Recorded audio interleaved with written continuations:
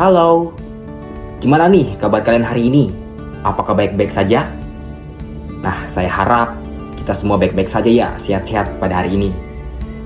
Oke, untuk materi kita ini, yaitu bertopik Yesus bagi hidup imanku. Nah, sebelum kita menggali materi lebih dalam, maka alangkah baiknya kita awali dulu dengan doa.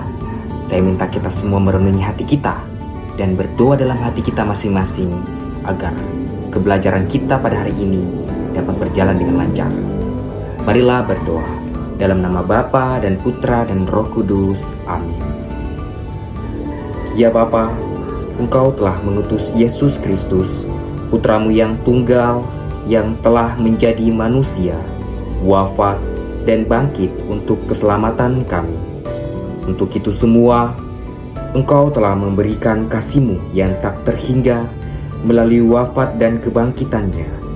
Semoga iman kami terhadap karya keselamatan-Mu melalui wafat dan bangkit Putra-Mu, Yesus Kristus, makin mendalam dan nyata dalam hidup kami. Amin. Dalam nama Bapa dan Putra dan Roh Kudus. Amin. Nah, pada kali ini saya akan menyampaikan tujuan kita mempelajari Yesus bagi hidup imanku. Apa sih tujuannya? Nah, untuk tujuannya itu, kita diajak untuk lebih akrab memahami siapakah Yesus bagi hidup iman kita, terutama menyangkut gelar Yesus sebagai Putra Allah dan Juru Selamat manusia.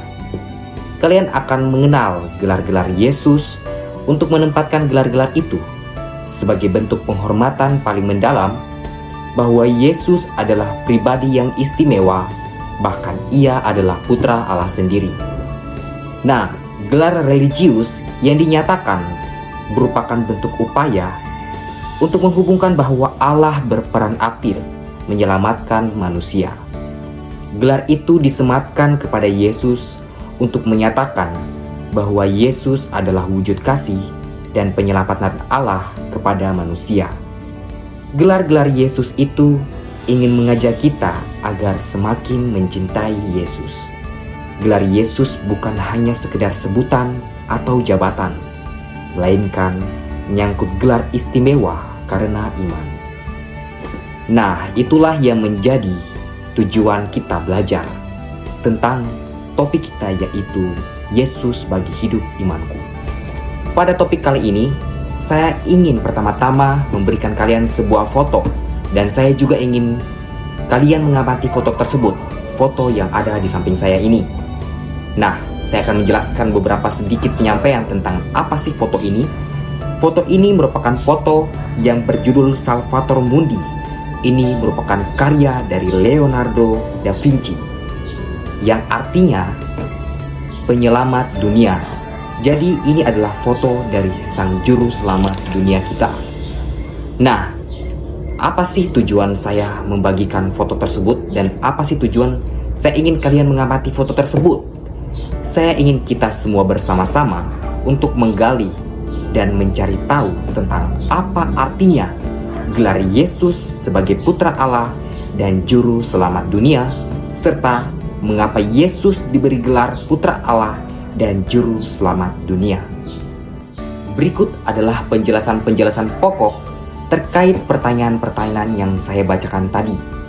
Nah, penjelasan pokok tersebut merupakan dalam kitab suci Perjanjian Baru, khususnya Injil, kita dapat menemukan banyak sebutan atau gelar yang ditujukan kepada Yesus. Gelar yang paling istimewa adalah gelar sebagai Putra atau Anak Allah. Dalam kitab suci Perjanjian Baru, gelar Anak Allah mau menampilkan keunikan pribadi Yesus. Yesus adalah Anak Allah yang tunggal.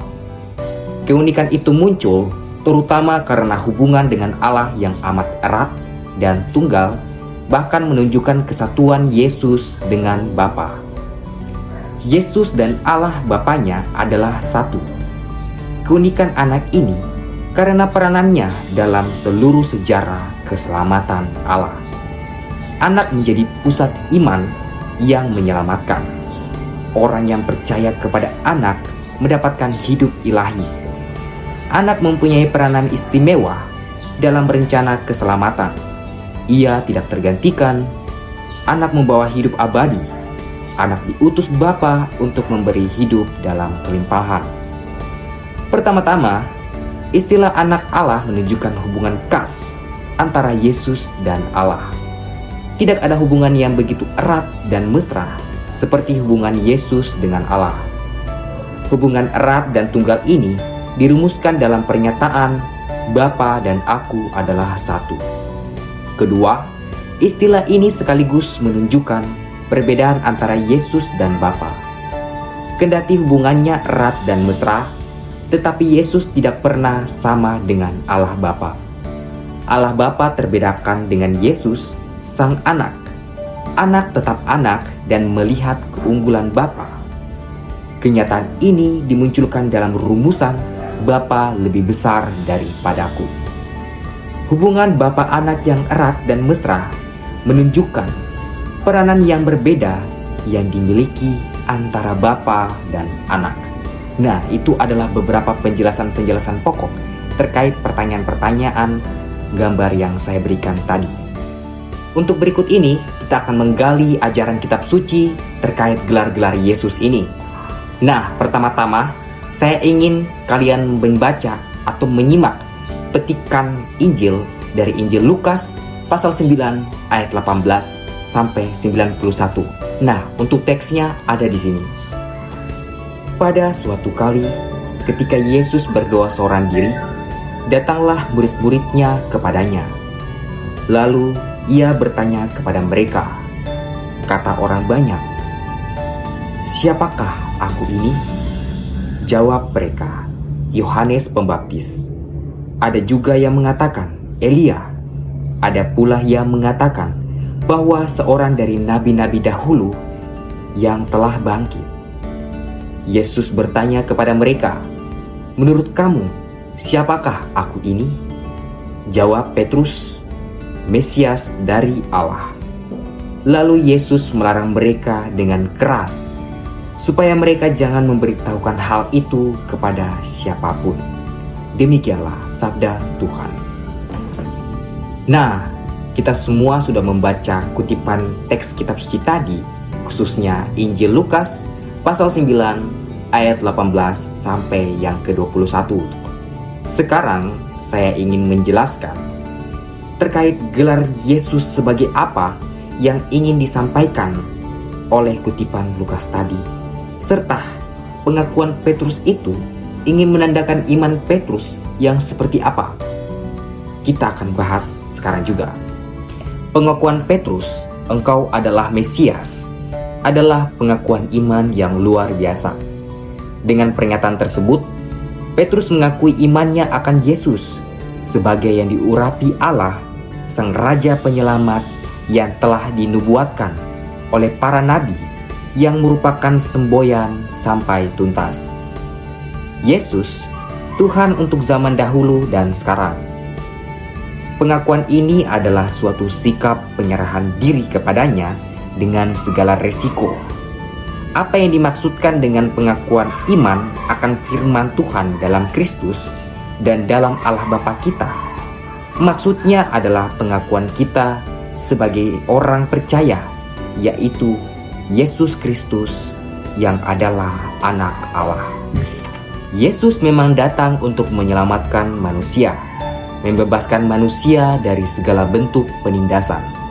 Yesus hendak memerdekakan manusia dan mengantar manusia kepada kesatuan dengan Allah. Dalam kitab suci Perjanjian Baru, dengan jelas Yesus disebut dan diakui sebagai penyelamat karena ia membebaskan umat manusia dari dosa dan mendekatkan manusia kepada Allah. Gelar Yesus sebagai juru selamat atau Mesias tidak ditemukan dalam Markus dan Matius. Adapun dalam Injil Lukas ada 1 kali, dalam Kisah Para Rasul sebanyak 2 kali, dan beberapa di surat-surat Paulus. Memang gelar juru selamat ini tidak banyak disebut, tetapi tindakan Yesus kerap kali dihubungkan dengan keselamatan. Yesus datang untuk menggapai dambaan manusia yang paling mendalam, yaitu keselamatannya sebagai manusia paripurna. Oleh karena itu, Yesus diberi gelar Juru Selamat dan Penyelamat. Yesus datang untuk menyelamatkan manusia dari dosa. Tidak ada nama lain yang begitu erat hubungannya dengan keselamatan. Siapa yang menyerukan namanya akan selamat. Yesus yakin bahwa karyanya memang sangat erat hubungannya dengan kasih karunia Allah. Kendati keselamatan adalah karunia, tetapi manusia harus menjawabnya dengan iman dan mewujudkannya dalam kehidupan dengan berbuat kasih. Nah, itu adalah penjelasan-penjelasan pokok terkait bacaan kutipan teks kitab suci, khususnya Injil Lukas pasal 9 ayat ke-18 sampai dengan yang ke-21 tadi. Oke, kita sudah menemukan beberapa penjelasan-penjelasan terkait gelar-gelar Yesus ini, dan sekarang kita akan menggali dari sisi dokumen-dokumen gereja. Nah, dalam menggali ajaran gereja ini, saya akan memberikan satu dokumen ajaran gereja yang berjudul Dominus Lesus, atau yang artinya dalam bahasa Indonesia yaitu Tuhan Yesus. Nah, saya juga minta kalian untuk membaca lalu mengamati terkait teks yang saya berikan ini, yaitu ada di samping sini, teman-teman. Oke, saya minta kita baca bersama-sama. Magisterium Gereja setia dengan wahyu ilahi, menyatakan kembali bahwa Yesus Kristus adalah sang pengantara dan penebus umat manusia, sebab sabda Allah sendiri karenanya segala sesuatu dijadikan telah menjadi daging, supaya ia sebagai manusia yang sempurna menyelamatkan semua orang dan merangkum segalanya dalam dirinya. Tuhanlah yang ditetapkan Bapa menjadi hakim bagi mereka yang hidup maupun yang sudah mati. Pengantaraan keselamatan ini termasuk juga keunikan dari kurban Kristus yang menyelamatkan Sang Imam Agung yang abadi. Karena itu, juga harus diimani dengan teguh sebagai sebuah kebenaran iman Katolik bahwa kehendak Allah yang satu dan Trinitas akan keselamatan umat manusia secara universal ditawarkan dan digenapi satu kali dan selama-lamanya di dalam misteri inkarnasi, kematian, dan kebangkitan Putra Allah. Oke, dalam Dominus Lesus ini, saya ingin menjelaskan beberapa pokok penting dari ajaran atau dokumen gereja yang sudah lama ini. Nah, untuk itu, saya akan menjelaskan sekarang juga terkait penjelasan pokok-pokok tadi.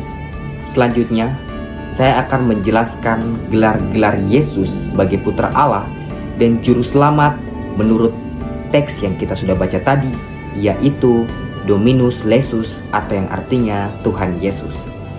Saya mohon kalian mau menyimak dan mendengarkan penjelasan yang saya berikan.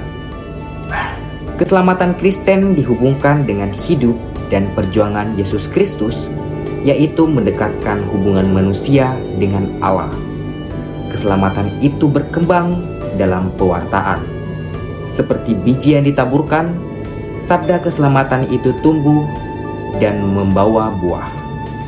Yesus sebagai Juru Selamat datang untuk menolong manusia, karena manusia tidak dapat menolong dirinya sendiri di hadirat Allah. Yesus juga menolong manusia untuk mengisi masa depan, menciptakan segalanya baru. Keselamatan bukan sekedar pelarian, melainkan juga kemenangan. Yesus Juru Selamat menjadi dambaan terbesar umat manusia sepanjang masa.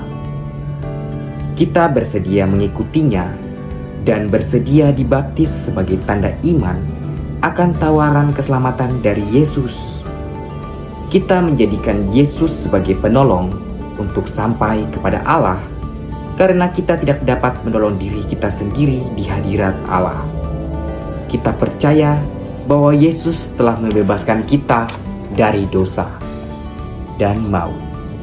Percaya bahwa kita adalah orang-orang yang telah diselamatkan. Untuk menunjukkan diri sebagai orang yang telah diselamatkan, kita hidup sesuai dengan firman-Nya. Nah, itulah yang menjadi penjelasan pokok terkait gelar Yesus sebagai Putra Allah dan Juru Selamat menurut dokumen yang sudah kita baca tadi. Saya kira penjelasan-penjelasan dari topik satu ini dapat bermanfaat buat kalian, sehingga kalian dapat menambah wawasan baru dan pengertian bagaimana Yesus bagi iman hidupku.